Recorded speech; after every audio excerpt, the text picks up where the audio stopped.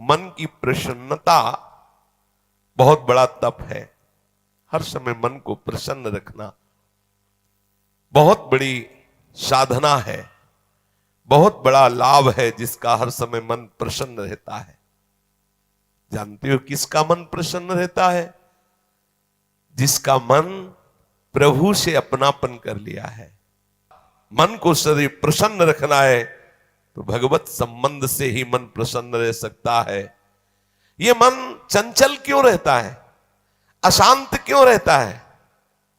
ये जितना विषयों का चिंतन करेगा, जितना नाशवान परिवर्तनशील वस्तु व्यक्ति स्थान का संबंध स्वीकार करेगा, उतना ही जलेगा, उतना ही अशांत रहेगा, उतना ही चंचल रहेगा। त्यागात शांति अनंतरम, जितना ऐसा वस्तु व्यक्ति स्थान का राग त्याग करेगा, उतना ही शांत हो जाएगा, उतना ही आनंदित हो जाएगा, उतना ही प्रसन्न हो जाएगा। मना प्रसादः, यदि आप मन को प्रसन्न करना चाहते हैं तो किसी भी व्यक्ति वस्तु स्थान का इसे संबंध न रख ले पावे, ये सावधानी रखना। और होता क्या है, बोले चलो मनोरंजन करते हैं, कहां? किसी व्यक्ति में, किसी वस्तु में, किसी स्थान में, किसी द्रव्य में।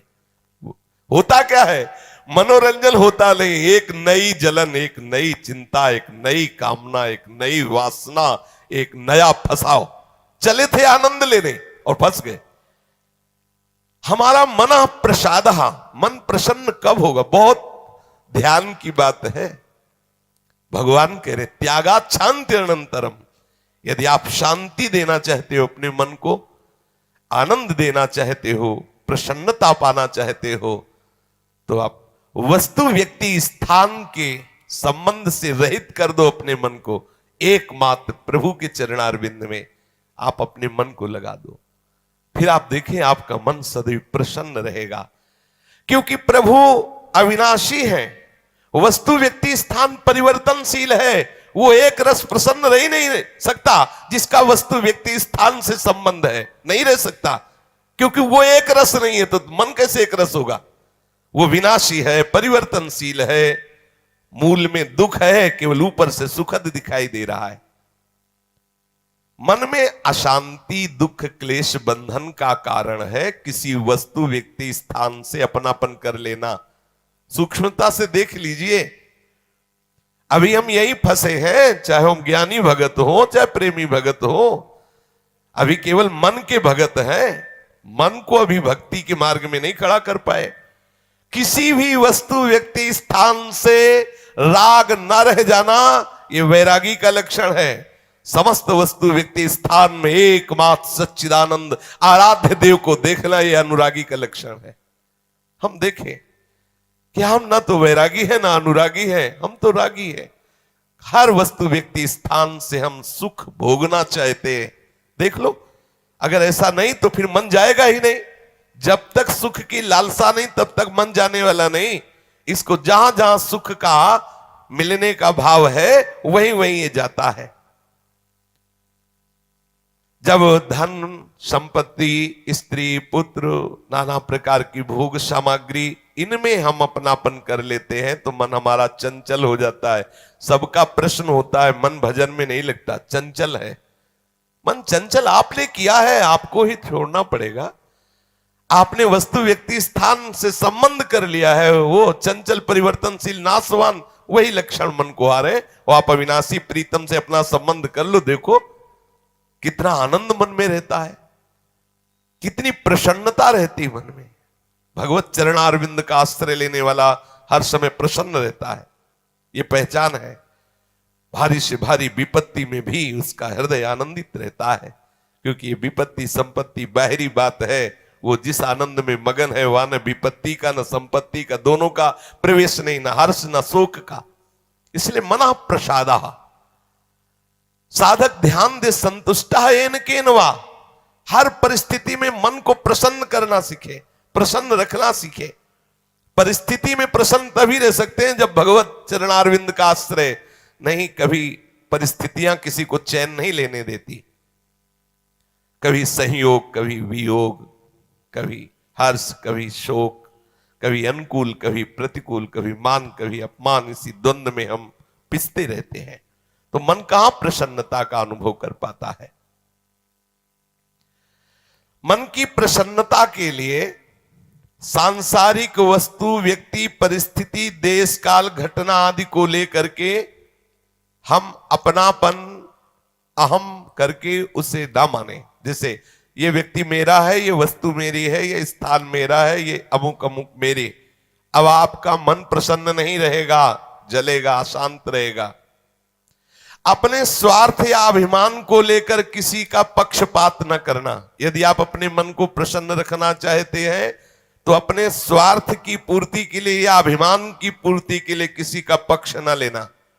किसी का मंगल करने के लिए, किसी को आनंद प्रदान करने के लिए हम भले सलाह दे दें, लेकिन अपना अहंकार पोषण करने के लिए, अपने स्वार्थ की पूर्ति के लिए हम पक्षपात न लें। नहीं, हमारा मन प्रसन्न नहीं रह पाएगा।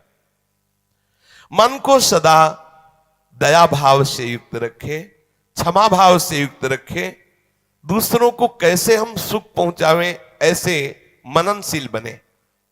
सदैव सुख देवे को चाव चित, सब सोहित निष्काम।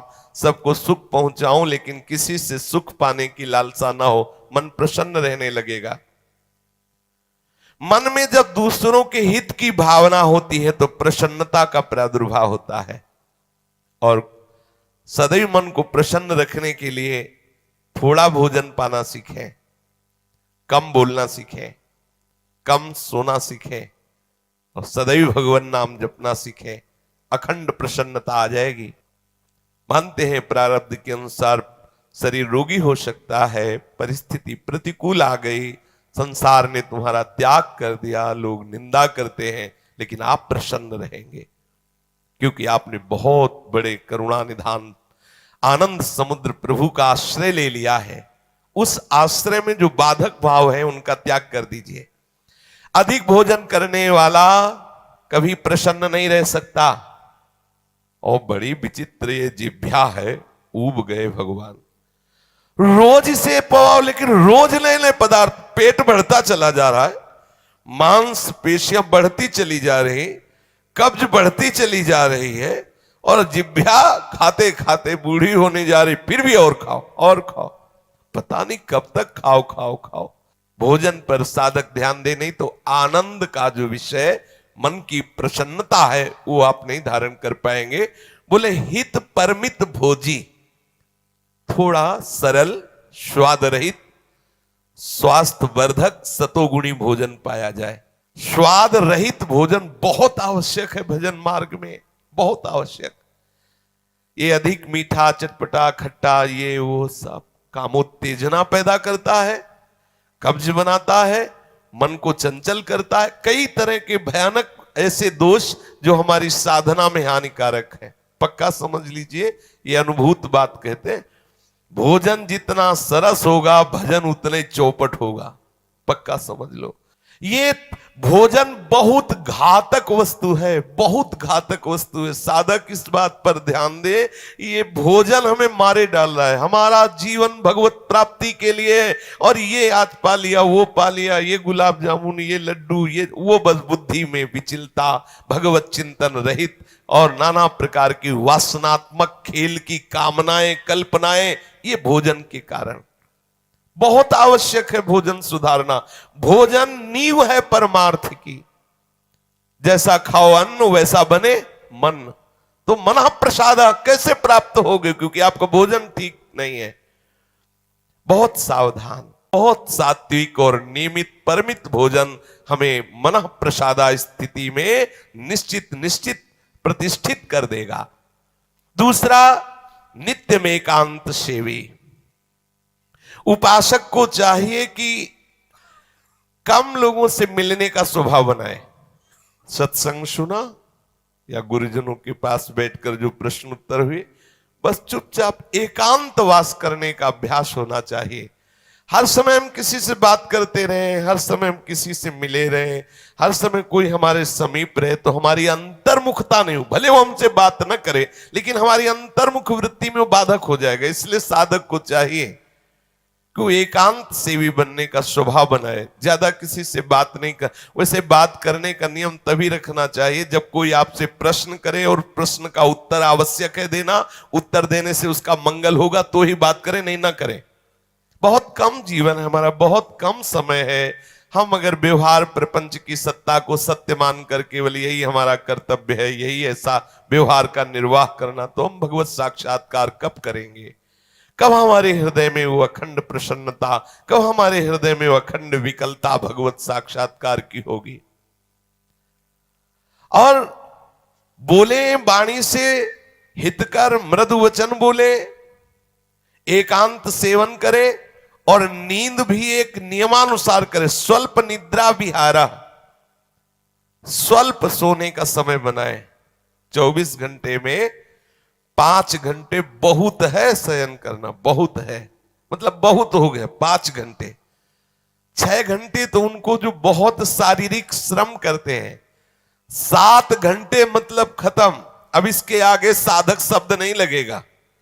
6 घंटे तक तो मतलब बहुत हो गया कि बहुत श्रम करता है, इसलिए ठीक है। 7 घंटे मतलब प्रमाद स्थिति आ गई, 7 के बाद तो प्रणाम है, फिर तो कोई बात ही नहीं है। अब आप देख लो किस श्रेणी में आप हैं। उत्तम साधक 4 घंटे में हो जाता है, ठीक है। 5 घंटे, 5 घंटे पर्याप्त है। और जिनको बहुत शारीरिक श्रम होता है वो 6 घंटे, और कुछ तो ऐसे होते हैं कि हर घंटे में झपकी, हर घंटे में आनंद। हाँ, समाधि भाव को, निद्रा समाधि स्थिति, व्यास भरोसे कुंवर के सोत पाव प्रसाद। सत्संग हो रहा है, थोड़ी ढिलाई हुई, बस गए, समाधि में गए बिल्कुल। हाँ, मक्खी भन बनाए चाहे मच्छर बल बनाए चाहे महात्मा भल बनाए, कोई फर्क नहीं पड़ता। अपने निद्रा समाधि स्थिति, आओ समाधि भीतर। स्वामी हरदास जी कहते, मनी उतना डुलाओ, आओ समाधि। आ गए तो थोड़ा सावधान करे। स्वल्प निद्रा विहारा, और घूमने फिरने का भी एक नियम होना चाहिए। आपकी दिनचर्या एक नियमित होनी चाहिए। यदि आप नियम के अनुसार भोजन, नियम के अनुसार शयन, नियम के अनुसार घूमना और नियम के अनुसार बोलना चालना रखेंगे नियम से, तो आपका मन बहुत शीघ्र भगवत चरणारविंद में लग जाएगा। भगवत चिंतन से मन में प्रसन्नता आ जाती है। यदि आप ऐसा करेंगे तो आपका मन सदैव प्रसन्न